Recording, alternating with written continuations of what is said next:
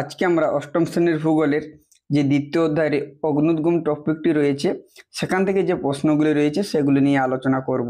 তো চলো শুরু করি। প্রথম প্রশ্ন রয়েছে অগ্নুদ্গম কাকে বলে। এর উত্তর হলো ভূ অভ্যন্তরের গলিত ম্যাগমা গ্যাস ও জলীয় বাষ্প কোনো ফাটল বা গড়ের মধ্য দিয়ে বিস্ফোরণ সহ যখন প্রচণ্ড জোরে অথবা দীর্ঘগতিতে ভূপৃষ্ঠে বেরিয়ে আসে সেই প্রক্রিয়াকে বলে অগ্নুদ্গম। তারপরে রয়েছে জাপানের ফুজিয়ামা কি ধরনের পর্বত। না, জাপানের ফুজিয়ামা হলো সঞ্চয়জাত বা আগ্নেয় পর্বত, একটা পর্বত হবে। তারপরে রয়েছে ভারতের একটি আগ্নেয়গিরির উদাহরণ দাও। এর উত্তর হলো বেরেন। তারপরে রয়েছে কোন কোন ধরনের পাতসীমানায় বিস্ফোরণ ছাড়াই অগ্নুদ্গম ঘটতে দেখা যায়। এর উত্তর হলো অপসারী ও নিরপেক্ষ পাতসীমানায়। তারপরে রয়েছে বিদার অগ্নুদ্গম কাকে বলে। এর উত্তর হলো অপসারী ও নিরপেক্ষ পাতসীমানায় বিস্ফোরণ ছাড়াই শান্তভাবে অগ্নুদ্গম ঘটতে দেখা যায়, একে বিদার অগ্নুদ্গম বলে। এরপরে রয়েছে দাক্ষিণাত্য মালভূমি কি ধরনের মালভূমি। দাক্ষিণাত্য মালভূমি হলো একটি লাভা গঠিত মালভূমি। তারপরে রয়েছে একটি আকস্মিক অন্তর্জাত প্রক্রিয়ার উদাহরণ দাও। এর উত্তর হলো অগ্নুদ্গম ও ভূমিকম্প। এরপরে রয়েছে একটি বহির্জাত প্রক্রিয়ার উদাহরণ দাও। সমুদ্র তরঙ্গ ও বায়ুপ্রবাহ হলো বহির্জাত প্রক্রিয়ার উদাহরণ। এরপরে রয়েছে ম্যাগমা বলতে কি বোঝো। এর উত্তর হলো ভূ অভ্যন্তরের গলিত সান্দ্র পদার্থকে ম্যাগমা বলে। তারপর রয়েছে লাভা কাকে বলে। না, ম্যাগমা ভূপৃষ্ঠের বাইরে নির্গত হলে তাকে বলে লাভা। এরপরে রয়েছে আগ্নেয়গিরির শ্রেণীবিভাগ। এই আগ্নেয়গিরির শ্রেণীবিভাগ থেকে প্রথম প্রশ্ন রয়েছে আগ্নেয়গিরি কয় প্রকার ও কি কি। না, আগ্নেয়গিরি তিন প্রকার, সক্রিয়তার ভিত্তিতে ভাগ করা হয়। সক্রিয় আগ্নেয়গিরি, সুপ্ত আগ্নেয়গিরি ও মৃত আগ্নেয়গিরি। তারপরে রয়েছে সক্রিয় আগ্নেয়গিরি কাকে বলে, উদাহরণ দাও। এর উত্তর হলো যেসব আগ্নেয়গিরি সৃষ্টি হওয়ার পর থেকে অবিরামভাবে অথবা প্রায়শই অগ্নুৎপাত ঘটিয়ে চলেছে তাদের সক্রিয় আগ্নেয়গিরি বলে, যেমন ইতালির ভিসুভিয়াস আর স্ট্রমলি। তারপর রয়েছে সুপ্ত আগ্নেয়গিরি কাকে বলে, উদাহরণ দাও।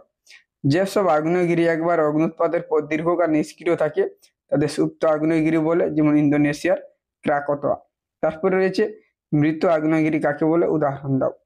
যেসব আগ্নেয়গিরি থেকে অতি প্রাচীনকালে বিস্ফোরণ ঘটিয়েছে কিন্তু ভবিষ্যতে অগ্নুৎপাতের সম্ভাবনা প্রায় নেই সেগুলিকে বলা হয় মৃত আগ্নেয়গিরি, যেমন মেক্সিকোর পারকুটিন, মায়ানমারের পোপো ইত্যাদি। এরপরে রয়েছে ভারতের বেরেন কি ধরনের আগ্নেয়গিরি। ভারতের বেরেন হলো একটি মৃত আগ্নেয়গিরি।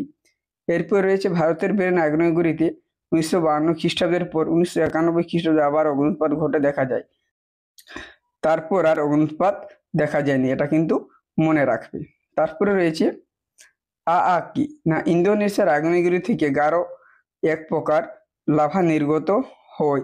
হাওয়াই দ্বীপের ভাষায় এর নাম হচ্ছে এই লাভা দ্রুত খুব বেশি দূর প্রবাহিত হয় না।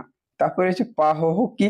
না, হাওয়াই দ্বীপপুঞ্জের আগ্নেয়গুলো থেকে অত্যন্ত পাতলা লাভা বেড়ে বহুদূর প্রবাহিত হয়, একে বলা হয় পাহহ।